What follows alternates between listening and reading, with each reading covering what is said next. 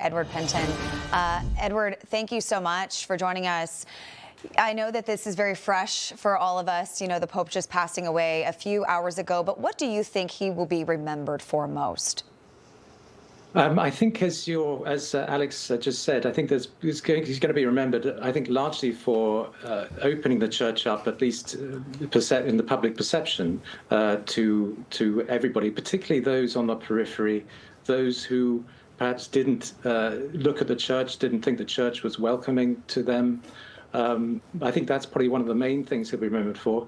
But the flip side of that is that he'll also be remembered for, because he did that, I think there was a lot of discussion, a lot of controversy within the church, which I think didn't really get into the public eye. But there was a lot of division in the church, a lot of concerns about the Pope's direction. They felt that he was perhaps going too far, that his idea of mercy was perhaps too broad, and that there was a lot of unease about it.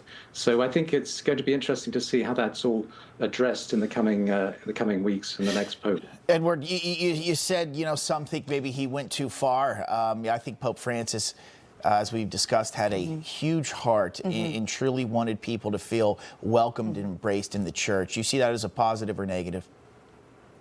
Well, yes. I mean, it depends, I think, who you ask. But I think, generally speaking, I think the public perception is a very positive one about that, because obviously the Christ loves everybody, and he wanted to convey that and to bring everybody in. At the same time, though, there is the question of, as many theologians will say, the question of truth and orthodoxy and the doctrinal truth, the teachings of the church that have been revealed over the centuries to the church.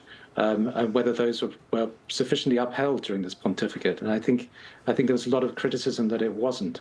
But having said that, another advantage, I think, of this pontificate, another positive side of it, is an inadvertent one, I think, on Pope Francis, in the sense that he enabled a lot of the corruptions in the church to be expressed, to be revealed.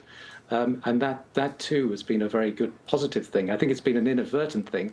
I don't think the Pope necessarily went about trying to uncover these corruptions, but they were uncovered nevertheless.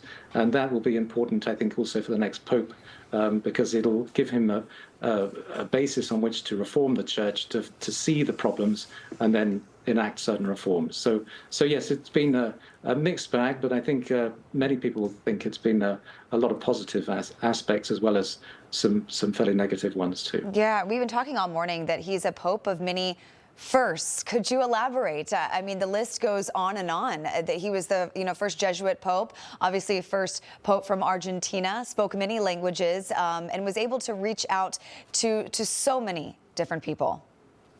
That's right. Yes, he was. He was the first pope to meet the patriarch of the Russian Orthodox Patriarch in over 1,000 years. That was a very big first. He was the first pope to go to the Arab Peninsula and all sorts of things like this. So he was really a very significant pope in that regard. I think he enjoyed that. I think he liked to be at the vanguard of all of this. I think he was very much wanting to blaze a trail, if you like, for the pontificate, for the papacy rather, and I think he did that, and I think he'll be remembered in history for that as well. Yes. And I also think that kind of a normal guy, as normal as a pope can be. Okay, right, you're leading the largest religion on earth by a long shot here, but he was a janitor at one point in his career. He was a bouncer at a nightclub. We've seen pictures of him.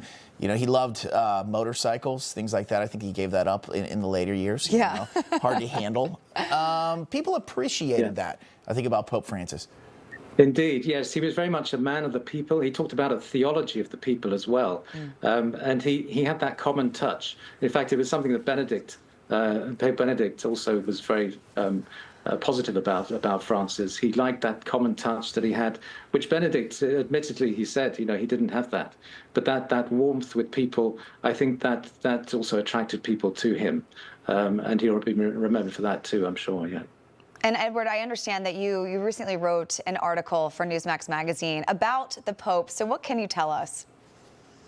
Yes, well, I basically said what I've said already, which is that he has this checkered legacy, one that's very positive on the one hand, very negative on the other. And I tried to really encapsulate that in that article to show just how he'll be seen as I say, very positive, very negative, but different parts. The traditional wing of the church found him very difficult to basically work with, because he didn't really try to curry favor with them. In fact, quite the opposite. He was quite hostile to traditional faithful, those who are really trying to uphold the church's teaching and liturgy.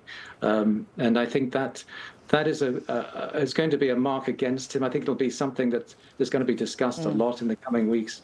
But on the whole, as I say, a lot of positive too. Edward, thank you so much for taking the time and joining us this morning. Appreciate you.